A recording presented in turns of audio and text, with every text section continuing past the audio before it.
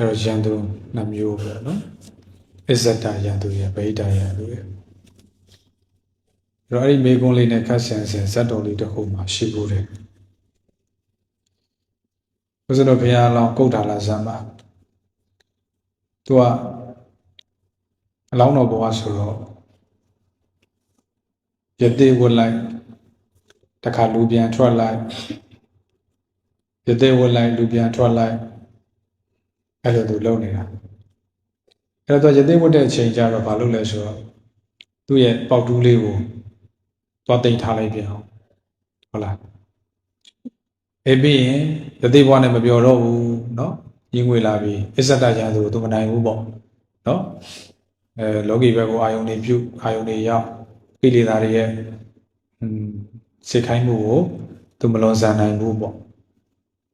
အဲ့တော့ဘာဖြစ်လဲဆိုတော့လူပြန်ထွက်ပြီးတော့ပေါက်တူးလေးနဲ့တခါရာလေးလေတွေပြန်လှုပ်ရှားတခါစိတ်ကုံကြီးငွေယသိဝတ်ပြန်ရောအဲ့ဒါလိုလှုပ်တာသူ6ကြိမ်မြောက်ဖြစ်သွားတယ်နောက်9ကြိမ်မြောက်လေကြအောင်ငါမဖြစ်တော့ဘူးဒီတိုင်းဒီပေါက်တူးရှိနေလို့နော်ငါမှာအားကိုးစရာရှိနေလို့ငါရဲ့အစ္ဆဒယန္တုကိုငါမနိုင်တာအဲ့တော့ဒီလောက်ထိဖြစ်လာခဲ့ဆိုပြီးတော့ပေါက်တူးလေးကိုမြက်ကန်းတစ်ဖိတ်ယူသွားပြီးတော့4-5ပတ်လောက်ပတ်ပြီးတော့မျက်စိမိတ်ပြီးတော့ရေထဲကိုပြစ်ချလိုက်တယ်ဘယ်နှကြမှလည်းမသိဘူးအဲ့ဒီမှာသူကထအောင်တယ်အောင်ပြီဆိုပြီးတော့နော်သူအစ္ဆဒယံအောင်သွားတယ်ပေါ့အဲ့တော့ तू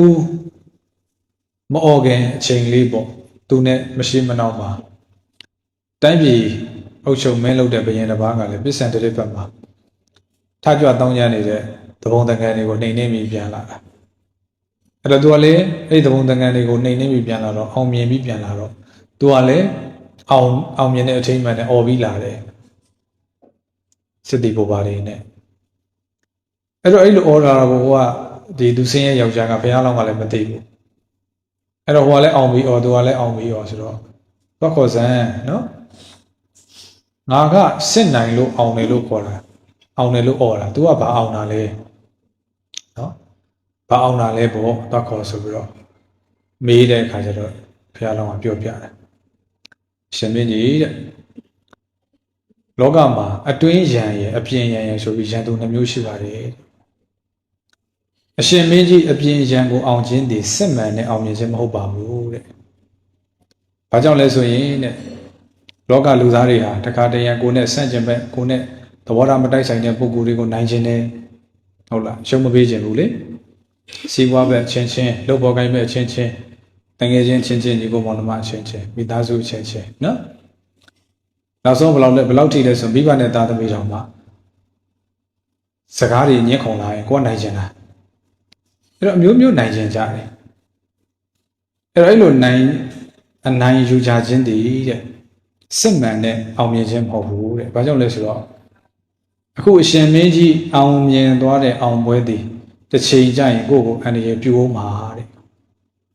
ဟုတ်တယ်လေဒါဥစဉ်တို့စဉ်းစားကြည့်ပေါ့လောကမှာလည်းပဲစီးပွားပဲချင်းကိုကနိုင်သွားတယ်ဆိုပေမဲ့အဲ့ဒီကိုယ့်ရဲ့စီးပွားရှုံးသွားတဲ့စီးပွားဘက်ကကိုယ့်တစ်ချိန်ကျရင်ပြန်ရံပြုတ်ရင်ပြုတ်မှာနော်ဒီတိုင်းပဲလောင်းကစားသမားတွေလည်းဒီတိုင်းပဲကိုနိုင်သွားတယ်ဆိုပေမဲ့ကိုရှုံးသွားတဲ့ပုဂ္ဂိုလ်ကကိုကျင်းတတ်မှာမဟုတ်ဘူးလေဆိုတော့လောကအပြင်ဗဟိတယန္တုကိုကအောင်ခြင်းဟာစစ်မှန်တဲ့အောင်မြင်ခြင်းမဟုတ်ဘူးတဲ့ဟုတ်လားနောက်ဦးဇင်းတို့စဉ်းစားကြည့်တာအဲ့တော့အရှင်မင်းကြီးတဲ့စစ်မှန်တဲ့အောင်မြင်ခြင်းအစ္ဆတ်ဆိုတာတဲ့အစ္ဆဒအောင်မြင်ခြင်းကိုပြောတာတဲ့ကိုယ်တဏ္ဍာမှာရှိတဲ့လောဘဒေါသစတဲ့ကိလေသာတွေကိုအောင်မှသာလည်းရင်စစ်မှန်တဲ့အောင်မြင်ခြင်းတဲ့ဒါကြောင့်ကျွန်ုပ်တဏ္ဍာမှာဖြစ်လာတဲ့လောဘဒေါသတွေကိုအောင်မြင်အောင်နော်မျက်စိစုံမှိတ်ပြီးတော့ပေါက်တူးကိုဒီပေါက်တူးရှိနေလို့ငါဒီလောကီအလုပ်တွေကိုလုပ်နေတာလောဘဒေါသတွေကိုငါအလိုလိုက်နေတာဒါကြောင့်ဒီဟာကိုငါလွတ်ပစ်လိုက်မယ်ဆိုပြီးတော့လောဘဒေါသတွေကိုအနိုင်တိုက်လိုက်နိုင်တယ်ဒီပေါက်တူးလေးပေါ်မှာတက်မှတ်တဲ့တွေ့တာညှိကပ်နေတဲ့စိတ်ကိုကျွန်တော်မျိုးကအနိုင်တိုက်လိုက်နိုင်တယ်ဒါကြောင့်အောင်ခြင်းတကအောင်ခြင်းထဲမှာမိမိတဏ္ဍာမှာရှိတဲ့ကိလေသာကိုအောင်မြင်ခြင်းတနည်းအားဖြင့်ကိုယ်တဏ္ဍာမှာရှိတဲ့အစ္ဆဒနော်ကိလေသာအစ္ဆဒယန္တုကိုအောင်မြင်ခြင်းသာလျင်အကောင်းဆုံးအောင်မြင်ခြင်းတဲ့က ကဲဆိုတို့ကစဉ်းစားလို့ရသွားပြီလေအဲ့ဘယ်အရာကိုတို့အောင်မြင်အောင်ကြိုးစားတဲ့လေဘယ်အရာဒီအောင်မြင်ဖို့ပိုအရေးကြီးတယ်လေဒါစဉ်းစားလို့ရသွားပြီနော်အဲ့မောရတော့ကိုယ်တန်တမှာရှိတဲ့အစ္ဆဒရန်သူကိုတို့ကအောင်မြင်အောင်လုပ်ရမှာနိုင်အောင်လုပ်ရမှာပေါ့နော်